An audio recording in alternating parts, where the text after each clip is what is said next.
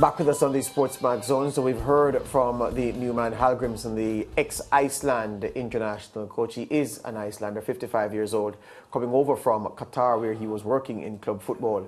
And he says the time is right to take on this Jamaica challenge. He says he was here about 10 years ago with his wife, one of the best vacations he would have had. And now he will swap the suntan and the flip-flops for the suntan and the whistle and the stopwatch. So Lance, based on what Heimir said in his opening presentation, what do you suspect we'll get from him? Well, let me start here. I had seen where, although Icelandic is the language that Icelanders speak, English is taught as a second language in the country, and most Icelanders speak English fluently. I will start by saying that I'm very impressed with how articulate he was with a second language and his clarity of thought.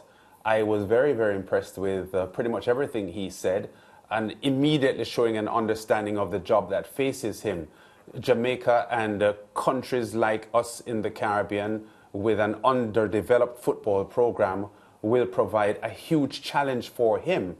And I'm just hoping that he gets the necessary support to do his job well. I'll start there. On the point of support, we're going to come to that. But yes, at the end of his presentation, and from the little we heard, well, not little, he spoke extensively. From what we heard from him, he, I would think, strategically left the Andre Blake morsel until the very end. Perhaps it is that he's so intelligent to how to conduct interviews. He knows that it would have been lost in the middle or somewhere near to the top, or people would have tuned out after he said that and not taken in everything else. So he left that for the end. Very, very good from him in terms of the placement and the strategic outline of his presentation. But he says he's had a call with Andre Blake, a direct chat, and Andre Blake is in. Given the storm created by Blake's omission, how important you think that decision by him to bring Blake back into the fold will prove? Well, I think the response from the media and the people in the audience says it all. There was immediate applause to that announcement because it was a little stunning that Andre Blake wasn't in the squad for this match against Argentina.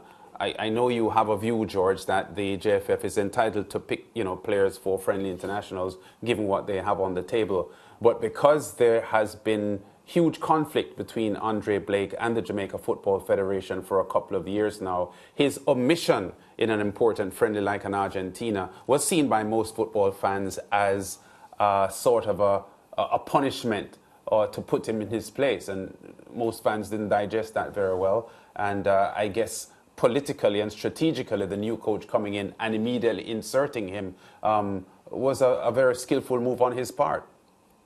So if a player, let's just interrogate this a little bit and go back to the Hallgrimsson, the rest of his speech.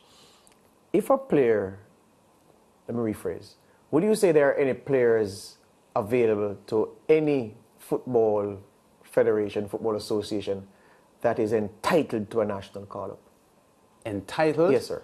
I don't like that word, George. I would say that people are deserving or not deserving of calls. He's the captain of the team. So if you're picking a team to play a friendly international against no lesser team than Argentina, and he's a captain and unquestionably the best goalkeeper available, and you don't pick him, it is startling. And I don't know if I'll use the word entitled, but he's supposed to be picked, given what we know. When you say he's the captain, who made him captain? The JFF? No. So it would have been the last coach or the coaches who have made him. So successive coaches would have made him captain over time. So the fact of him being captain is, the JFF acknowledges that this is the man deemed the senior most player by successive coaches. So they've entrusted him with this responsibility. And of course, Andre Blake is a top man, so he would deserve that billing when you look at the other players around him. But let's be clear, the fact of him being captain holds less water than people make it seem, because that's not an arrangement between him and the JFF. So the JFF committee convening to name a squad ought not to put any store in the fact that, he is the captain, and as the captain, then he perhaps deserves some facilitation that other players wouldn't. Yeah. So I just wanted to say that because I've been hearing people talk about captain. That's not an agreement between the JFF and the player. That's between coach and player. Right. If it is that a player gets a call up to a team, to a squad, and declines that call up, wouldn't you say it's in the gift of the player to determine if no is a good time to accept a call up? If the player declines? Yes. Yes. Good. Isn't it in the gift of a technical committee or an association to call the group of players that they feel at a particular time can serve the interests of the national team? Isn't that in the gift of So what is the issue if a player is not called? And remember, I want to make it clear, because we know what will happen when this goes on social media. People say, I'm fighting against Andre Blake, which is rubbish. Yes. Yeah, I mean, I don't think you are. You don't need anybody to take a taxi to tell you that Andre Blake is arguably the best goalkeeper we've ever had. And we've had some very good goalkeepers from Warren Barrett forward. So that's not the issue. We're talking about player selection, and if this will attend to another player in the future who's not selected, who a certain group of people feels ought to be selected. So it's in the gift of a player to decline an invitation to play with a squad, and it's in the gift of a federation to omit a player from a party assembled for a particular tournament or a particular game.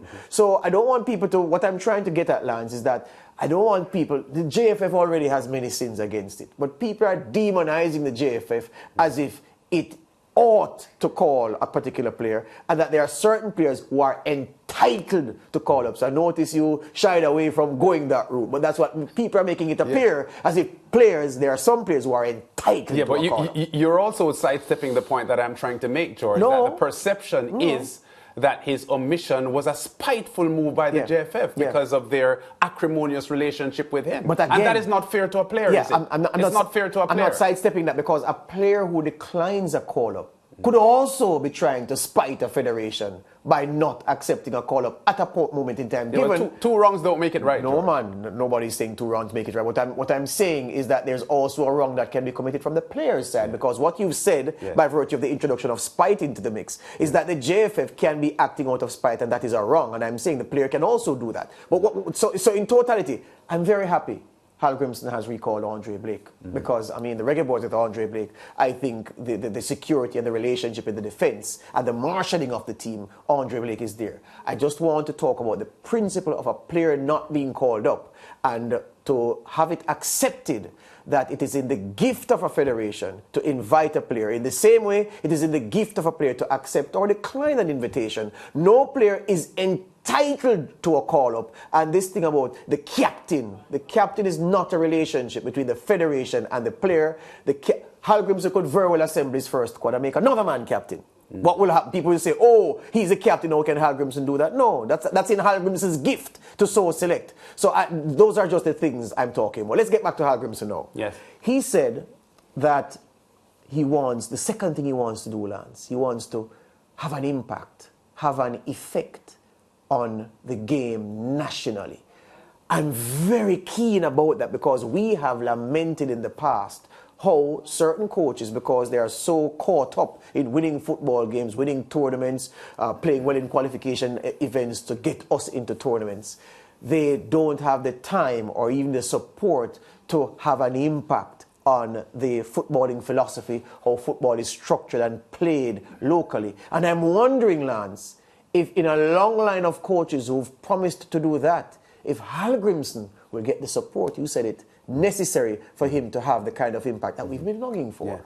Can I go back, before I answer that question or address the point that you just made, to ask you, George, if you think that René Simoes, when he came here in late 1994 to start the Road to France program, which ended up being a successful program, do you think he achieved that? Launched a successful national program? Yeah.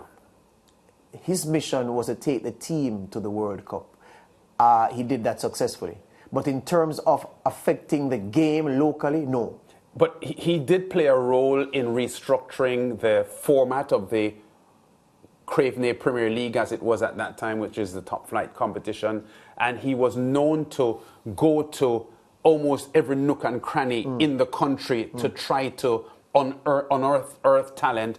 And I think Goodison was seen by him in an Olympic Gardens match, and they weren't in the Premier League at the time. Patrick Beach as well. Right. In Spanish Town. So wouldn't he have earned some credit for stepping outside of his job description to ensure that he absorbed a lot of what was happening on the ground as part of that issue, George, in shaping the nature and the format of the structure of the game? I see what you're saying, and I can associate myself with some of what you say, but I won't give credit for cultural immersion that ought to be part and parcel of a foreign manager managing in a foreign land. Because I would expect, were Simoes an organic Jamaican, I would expect him to go to watch flyer kickers play in Spanish Town. I would expect him to go to Burn Savannah or Bull Savannah, Manchester and St. Elizabeth to watch football matches. I'd expect him to go out east as well to see players.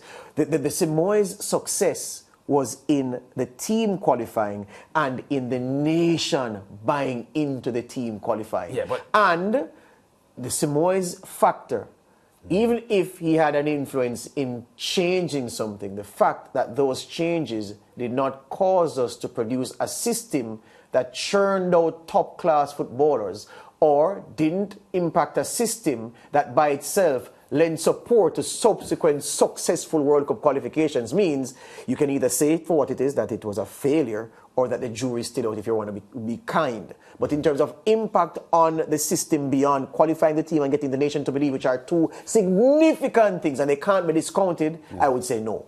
Yeah, well, I understand the point you're making. I just wanted to highlight, George, that Simoes, in the way he had immersed himself into the groundwork of Jamaica's football, there have been many, many other foreign coaches to me that did not even go close to approaching what Simoes was able to do. Correct.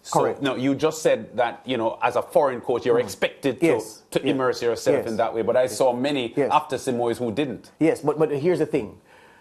The circumstances under which Simoes came and the belief that he inspired and the way that he, a Brazilian, Latin American, could connect with the Caribbean audience. Remember, subsequent Brazilians were here. I almost said Spallone. Yes. But you know who I'm... Lazzaroni, yes. Well, Lazzaroni. Clovis de Oliveira, came here, sharing the same background and profile as Simoes, but not as cerebral. That's right. Not as culturally immersed. And charismatic. Yes. There was something charismatic about Bora Milutinovic, totally different man. A man from Eastern Europe, totally divorced from the culture. That wouldn't be his way. Yes. And other foreign coaches we've had they were almost jobbing managers. The point I'm making is that the brief that Simoes have was more long-term, was more significant, was more almost like, Rennie, Professor, this is a blank check for you. What do you want to write in the various lines? Other coaches didn't quite get that. But it is a credit to him. He was a unique man. Yes. Uniquely intelligent and a man who realized that, look, if I want the people to buy into this thing, the people must gather at a community on a Sunday to watch their football team play and expect to see me behind my sunglasses running the rule over who they say is their best player. And if he excels, expect me to at least invite him to training. That was that expectation. These coaches, the setup is kind of different and they didn't approach it that way. So I hope Hallgrimsson has Simoes in him or something even better than what Simoes had. Yeah, because the point he made, and you touched on it, George, and I can't say I disagree with you because, the impact and the success of the 1998 program has dissolved completely. There are no real tangible benefits. There's no legacy to the country's football that we can point to. Given the success that they had to get to 1998, Trinidad and Tobago will complain about the same thing since their 2006 elevation to World Cup finals football. So a tough task here facing Hallgrimsson, but I was very impressed with how articulate he was and his clarity of thought, as I said, because he knows that he's into an environment that he's not accustomed to, and it will be a very demanding job for him, and a tough job. Many, Caribbean people have been very disappointed that, for decades, none of our teams have been able to to get to the stage of World Cup qualifying, despite the feeling that there has been talent and squad quality to probably challenge. Let's see if Hallgrimsson will be the man to get us there, George. Yes, indeed. The producer's running us out. We have to go. I will say this quickly. Yes. The first thing I said when I saw that he had been signed up, I said, I'm comfortable because the JFF has someone that they can take with them, Lance, to a meeting with a powerful private sector organization of Jamaica. Yes. And say, sponsor this team. This is the man in charge of the program. And based on how I heard him articulate himself, I'm even more comforted. Yeah, I agree with you. Still to come on the SportsMax Zone, Mariah has a chat with a CPL stalwart, Kesrick Williams. Episode 1 of SBF Friday Frenzy, a closer look at the players that caught everyone's attention in week 1 of the schoolboy football season in Jamaica. They call him Whisper, but you have to say his name loud. Sean Ricketts, the Kingston College number 10, already with 4 goals from 2 matches. Join us as we also discuss pathways for the talented Caribbean teenage footballer. It's all on SBF Friday Frenzy inside today's show.